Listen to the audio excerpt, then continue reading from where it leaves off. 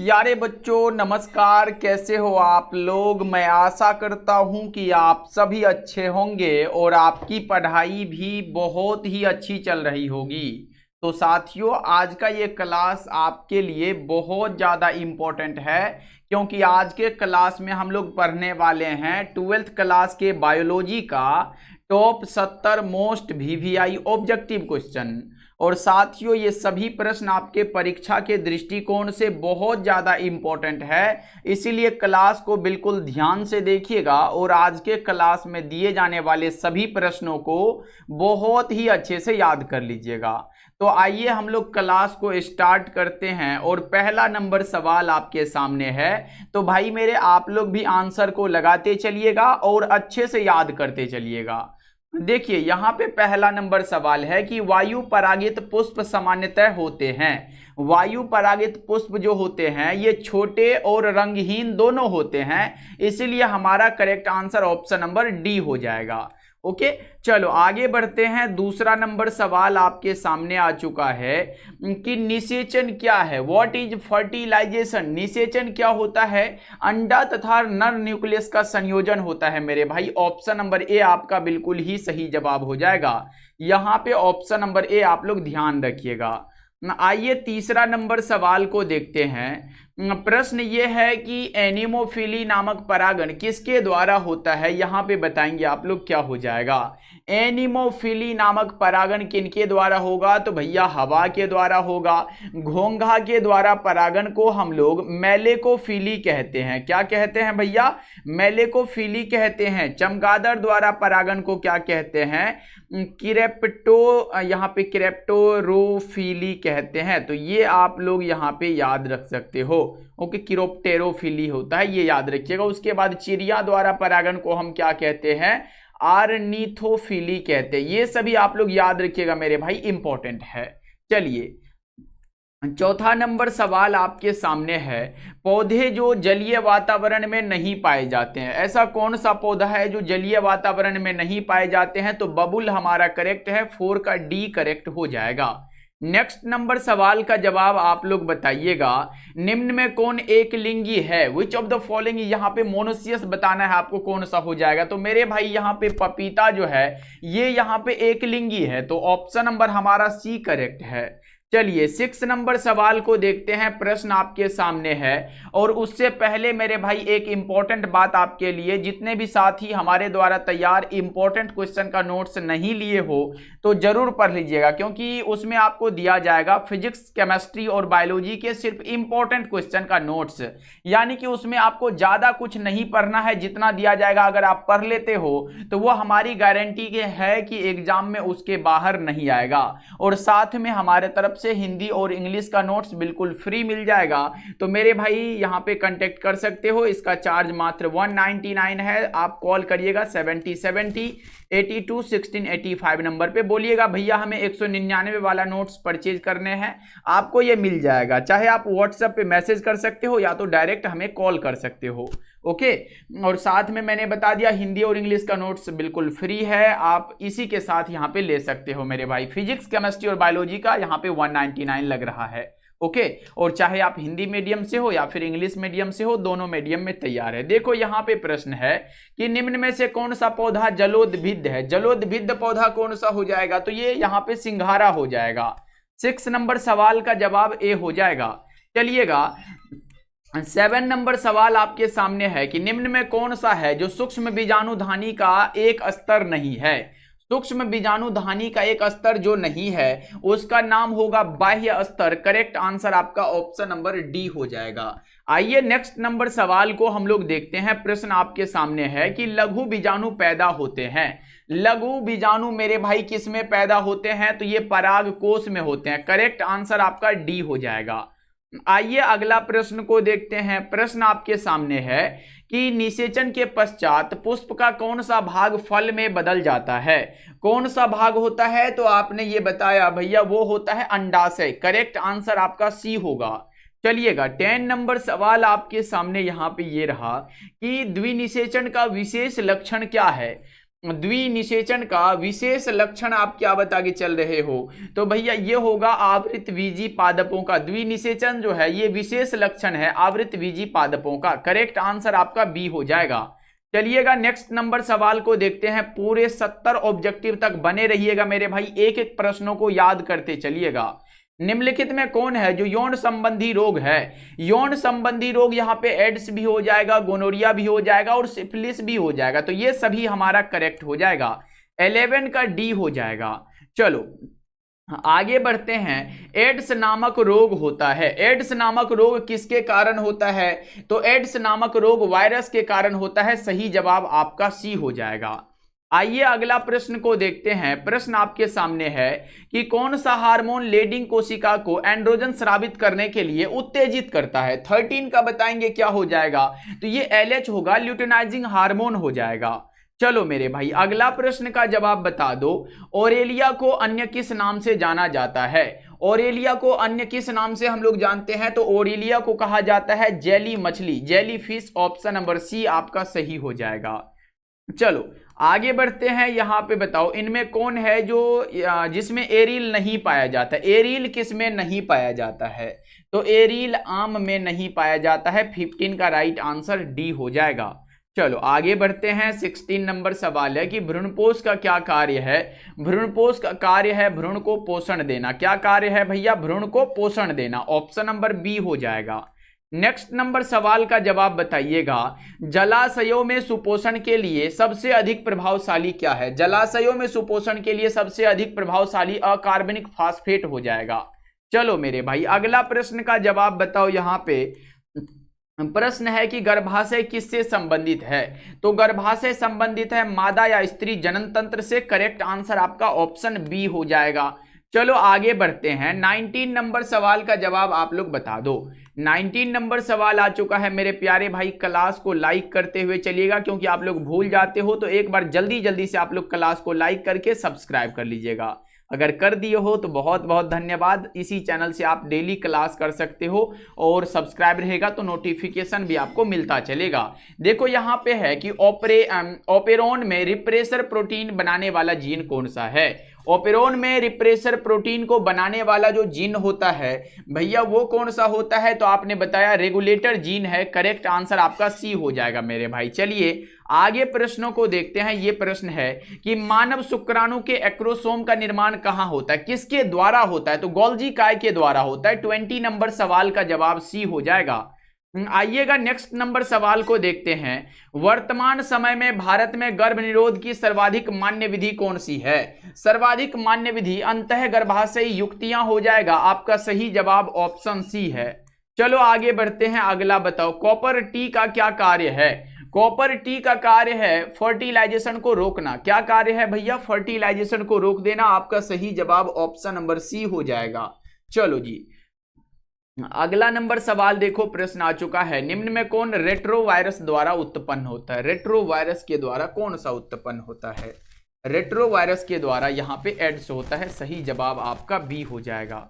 Next number सवाल का जवाब बताओ। सहेली क्या है? सहेली जो है ये महिलाओं हेतु बांध्याकरण, यहाँ पे शैल्य क्रिया है, मुख्य गर्भ निरोध है, या फिर डायफ्राम का प्रकार है, अंतः गर्भाशय युक्ति है। क्या है मेरे भाई? चलो तो यह एक प्रकार का क्या है? 24 नंबर सवाल का जवाब आपने बताया मुख्य गर्भ निरोधक गोली है। ऑप्शन नंबर ए हो जाएगा। चलो आगे बढ़ते हैं। 25 का बताएंगे। सहेली जो कि एक महिला गर्भ निरोधक गोली है, ये उपयोग कब की जाती है भाई? कैसे उपयोग की जाती है? तो ये उपयोग की जाती है साप्ताहिक। आपका सही जवाब ऑप्शन बी हो जाएगा। अगला प्रश्न का जवाब बता दो। RU 486 दवा प्रयोग की जाती है, किस में प्रयोग की जाती है? तो ये आप बताओगे गर्भपात कारक के रूप में मेरे भाई। गर्भपात कारक के रूप में यहाँ पे उपयोग की जाती है, प्रयुक्त होती है। चलो 27 नंबर सवाल है कि 11 जुलाई को हम लोग क्या मनाते हैं? तो 11 जुलाई को हम लोग को पता है कि विश्व जनसंख्या दिवस हम लोग मना के चलते हैं। और एक बात और भी याद रख सकते हो मेरे भाई, विश्व पर्यावरण दिवस हम लोग 5 जून को मनाते हैं। इसी जगह विश्व स्वास्थ्य दिवस हम लोग 7 अप्रैल को मनाते हैं। तो क्या बता के चल रहे हो? 27 नंबर सवाल का जवाब भैया डी ऑप्शन हमारा करेक्ट हो जाएगा। ओके। अच्छा, धूम्रपान निषेध दिवस हम लोग 12 मार्च को मनाते हैं, तो ये भी याद रख सकते हो आप लोग। आइए अगला प्रश्न को देखते हैं। 28 नंबर सवाल है, यौन संबंधों के द्वारा फैलने वाला रोग क्या है? यौन संबंधों के द्वारा फैलने वाला जो रोग है वो क्या है? तो भैया वो है sexual transmitted disease, option number C होगा।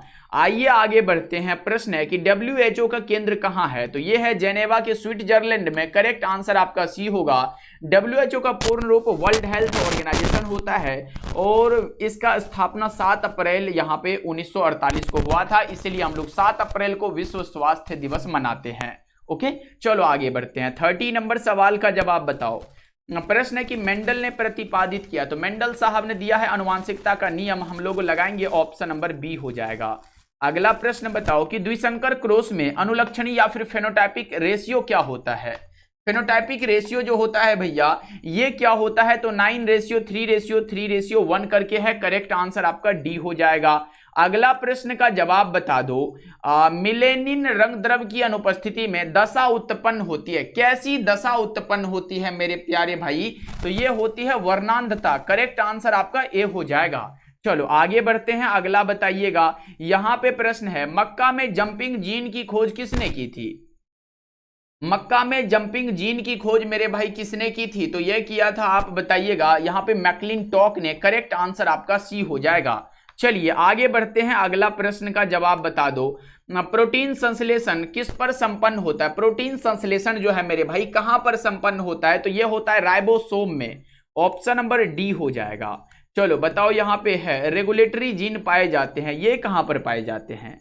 रेगुलेटरी जीन पाए जाते हैं स्ट्रक्चरल जीन के अंत में। करेक्ट आंसर आपका क्या होगा? डी होगा 35 का। चलो 36 नंबर सवाल का जवाब बता दो। डीएनए टेम्पलेट पर एमआरएनए बनाने की क्रिया क्या कहलाती है? डीएनए के टेम्पलेट पर एमआरएनए बनाने की क्रिया को हम अनुलेखन कहते हैं या फिर ट्रांसक्रिप्शन कहते हैं। ओके, चलो आगे बढ़ते हैं। अगला प्रश्न का जवाब बताइएगा कि डायनासोर किस दौरान उपस्थित थे? डायनासोर मेरे भाई किस दौरान उपस्थित थे? तो ये यहां पे हो जाएगा मेसोजोइक के युग में उपस्थित थे। करेक्ट आंसर आपका ऑप्शन नंबर डी हो जाएगा। चलिए आगे प्रश्नों को देखते हैं। अगला ये प्रश्न है कि कानों पर बाल की बहुलता का जीन पाया जाता है, ये किस पर पाया जाता है? कानों पर बाल की बहुलता का जीन वाई क्रोमोसोम पर पाया जाता है। आपका सही जवाब ऑप्शन बी हो जाएगा। प्यारे साथी, क्लास को जरूर लाइक करते चलिएगा क्योंकि हमें 70 तक बने रहना है। देखो, पूराजीवी प्रमाण किसके अध्ययन पर आधारित है? पूराजीवी प्रमाण जो है मेरे भाई ये आधारित है जीवाश्म विज्ञान के अध्ययन पर। आगे बढ़ते हैं। 40 नंबर सवाल है कि समकार्य संरचनाएं किसके परिणाम स्वरूप है? समकार्य संरचनाएं ये अभिसारी विकास के परिणाम स्वरूप है। ऑप्शन नंबर बी हो जाएगा। अगला प्रश्न है कि मेसोजोइक युग है किसका? मेसोजोइक युग जो है भैया ये सरीसृपों का है। 41 का सी हो जाएगा। आइए अगला प्रश्न को देखते हैं। प्रश्न यह है कि निम्नलिखित में किस पौधे को बंगाल का आतंक कहा गया है? यहां पे देखो मेरे भाई, टेरर ऑफ बंगाल, बंगाल का आतंक कहा गया है जलकुंभी को, और ये 8 मंथ में 65,000 से अधिक पौधे उत्पन्न करता है। ध्यान रखिएगा, बहुत ज्यादा इंपॉर्टेंट है। चलो आगे बढ़ते हैं। अगला प्रश्न है, निम्नांकित में कौन सा है जो जैव आवर्धन प्रदर्शित करता है? जैव आवर्धन को प्रदर्शित करने वाला हमें लगता है कि डीडीटी भी है और पारा भी है, तो आपका सही जवाब ऑप्शन नंबर सी हो जाएगा। डाइक्लोरो डाइफेनिल ट्राइक्लोरोएथेन होता है, ध्यान रखिएगा। आइए अगला प्रश्न है, ऑप्शन सी बताना मेरे भाई। देखो यहां पे प्रश्न है, निम्न में कौन ग्रीन हाउस गैस नहीं है? नहीं है भैया, तो नाइट्रोजन नहीं है, ये तीनों है, ये वाला नहीं है। ऑप्शन डी लगा देते हैं हम लोग। चलो आगे बढ़ते हैं। प्रश्न है, इनमें कौन सा ग्रीन हाउस गैस है? ग्रीन हाउस गैस तो है, तो CO2 होता है, मीथेन होता है, क्लोरोफ्लोरोकार्बन होता है, तो इनमें से सभी हमारा करेक्ट हो जाएगा। चलो आगे बढ़ते हैं। अगला प्रश्न का जवाब बता दो। रॉबर्ट मे के अनुसार, रॉबर्ट मे एक वैज्ञानिक है जिसके अनुसार वैश्विक जातीय विविधता कितनी है? वैश्विक जातीय विविधता मेरे भाई कितनी है बताएंगे? बहुत अच्छे भैया, 7 मिलियन है। ऑप्शन नंबर ए हो जाएगा। आइएगा अगला प्रश्न को देखते हैं। यहाँ पे भारत की जैव विविधता विश्व की कुल जैव विविधता का कितना प्रतिशत है? ये भी बहुत ज्यादा इंपॉर्टेंट है, आप बताइएगा क्या हो जाएगा? तो ये है लगभग 8.1%, ऐसे 7.8 से 8.1% है। चलो आगे बढ़ते हैं। अगला प्रश्न का जवाब बताओ कि हुलॉक गिब्बन पाया जाता है। हुलॉक गिब्बन कहाँ पाया जाता है, कौन से राष्ट्रीय उद्यान में, बताएंगे आप लोग।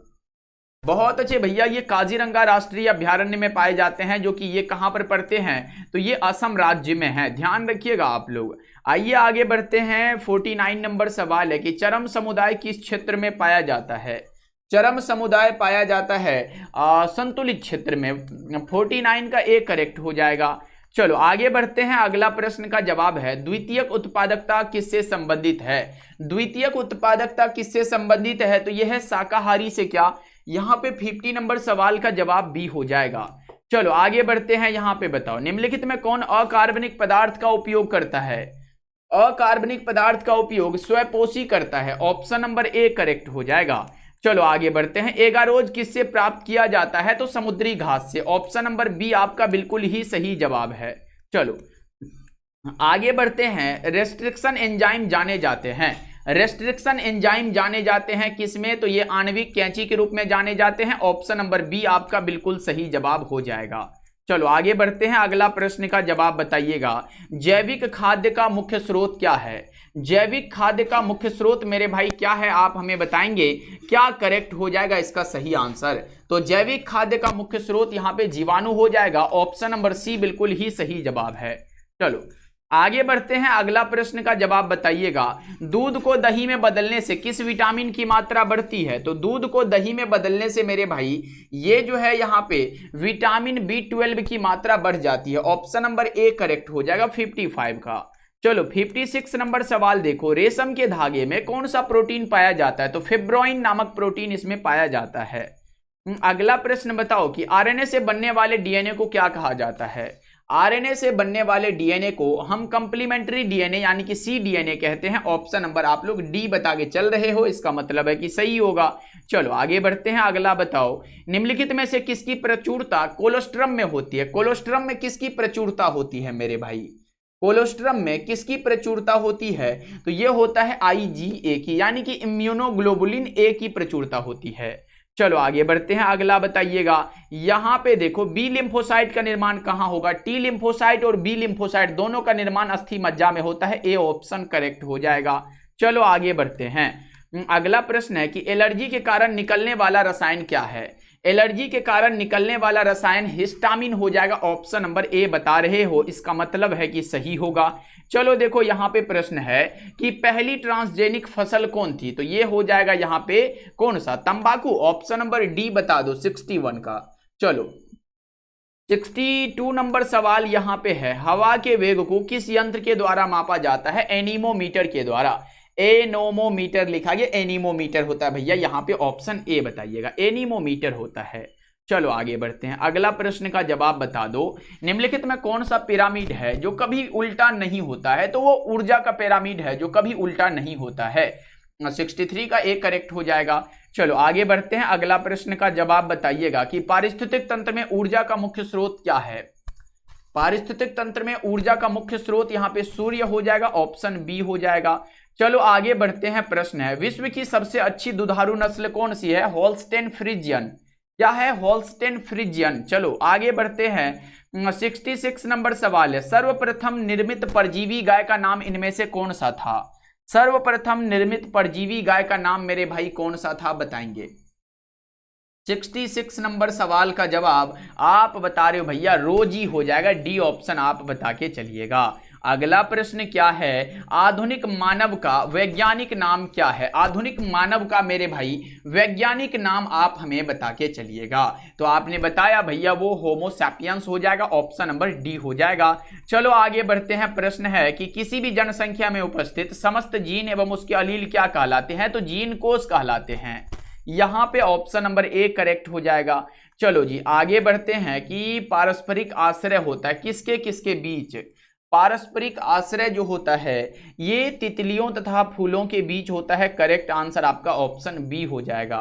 69 का बी लगाइएगा मेरे भाई। चलो आगे बढ़ते हैं, अगला प्रश्न देखो, लेग हॉर्न इनमें से किसकी एक उन्नत किस्म है? लेग हॉर्न मेरे भाई ये चूजा की प्रजाति है। करेक्ट आंसर आपका बी हो जाएगा। तो मेरे प्यारे प्यारे साथी बताएंगे आज का क्लास आपको कैसा लगा और इस 70 ऑब्जेक्टिव में आपका कितना सही हुआ। और सभी साथी कमेंट जरूर करिएगा मेरे भाई, आपके कमेंट का इंतजार रहता है, सभी साथी करिएगा। ओके, मिलते हैं अगले क्लास में, तब तक अपना ध्यान रखिएगा।